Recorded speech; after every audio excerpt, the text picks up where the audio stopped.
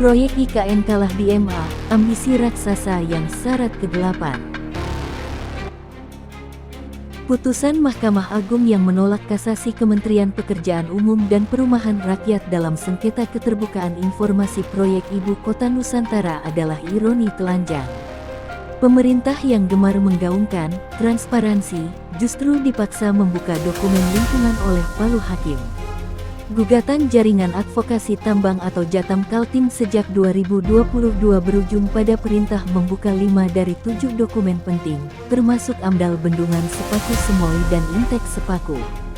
Pertanyaannya sederhana dan menusuk, jika proyek ini bersih, legal, dan berpihak pada rakyat, mengapa dokumen dasarnya disembunyikan bertahun-tahun? Transparansi bukan kemurahan hati negara. Ia adalah kewajiban hukum. Pemerintah menyebut kebutuhan pembiayaan IKN mencapai sekitar Rp466 triliun, dengan narasi bahwa sebagian besar akan ditopang investasi swasta. Namun faktanya, hingga 2024, puluhan triliun rupiah APBN telah digelontorkan untuk jalan, bendungan, air baku, dan perumahan ASN. Uang publik mengalir deras. Informasi publik justru tersumbat. AMDAL bukan sekadar lampiran administratif. Ia adalah penentu nasib sungai, hutan, dan komunitas di sekitarnya. Di Sepaku, warga melaporkan banjir baru, air tercemar, dan kesulitan air bersih setelah pembangunan tanggul dan intek. Jika perubahan hidrologi dan sedimentasi memang terjadi, itu bukan efek samping kecil. Itu adalah konsekuensi ekologis yang harus dipertanggungjawabkan. Namun alih-alih membuka diri sejak awal, pemerintah memilih berkelit hingga kalah di pengadilan. IKN berlindung di balik label Proyek Strategis Nasional atau PSN. Seolah-olah kata strategis cukup untuk membungkam pertanyaan. Padahal, Pasal 28 HUUD 1945 menjamin hak setiap warga atas lingkungan hidup yang baik dan sehat. Status strategis tidak menghapus hak konstitusional.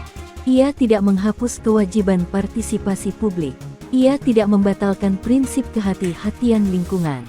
Sejak 2019, berbagai laporan masyarakat sipil mencatat potensi konflik agraria di wilayah delineasi IKN dan kawasan penyuplai material. Pasir dan batu untuk membangun ibu kota tidak muncul dari ruang hampa, ia diambil dari sungai dan perut bumi, dari ruang hidup warga. Di Sulawesi Tengah dan Sulawesi Barat, penolakan terhadap aktivitas tambang untuk menyuplai proyek memicu ketegangan. Polanya berulang, proyek datang, ruang hidup menyempit, warga melawan, aparat hadir. Apakah IKN benar-benar proyek masa depan, atau hanya kelanjutan pola pembangunan lama yang eksploitatif? Ketimpangan IKN dijual sebagai motor pertumbuhan baru. Namun pengalaman di kawasan industri berbasis ekstraktif menunjukkan paradoks, investasi naik, tetapi ketimpangan sosial dan beban lingkungan ikut meningkat. Pertumbuhan makro tidak otomatis menetes ke warga lokal. Ketika korporasi mengakumulasi laba dari proyek raksasa, sementara warga bergulat dengan relokasi, banjir, dan ketidakpastian, narasi kemajuan terdengar sinis. Kota hijau tanpa transparansi hanyalah brosur pemasaran. Putusan MA sudah tegas, 5 dokumen harus dibuka.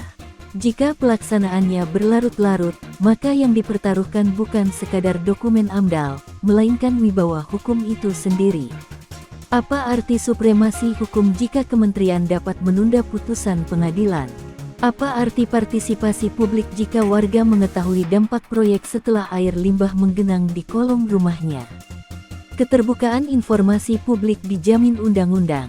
Namun dalam praktiknya, masyarakat sipil harus menggugat hingga tingkat kasasi hanya untuk membaca dokumen proyek yang dibiayai uang mereka sendiri. Itu bukan sekadar kelalaian administratif. Itu adalah gejala kekuasaan yang enggan diawasi. Pembangunan tidak boleh dijadikan tameng untuk menutup kritik.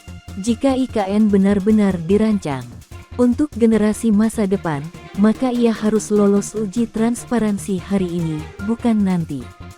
Proyek sebesar ini semestinya berdiri di atas legitimasi sosial, bukan sekadar legitimasi regulasi.